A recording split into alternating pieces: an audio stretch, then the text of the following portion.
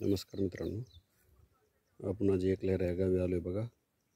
मदनजी बर्डे यांचं जवळपास 1 एकर शेताचा सर्वे केला.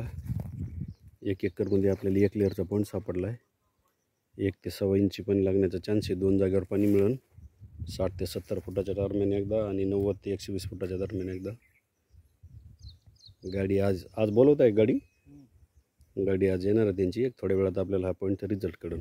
मदन बर्डे, राहणार एकलेहरा, तालुका अंबड, जिल्हा जालना.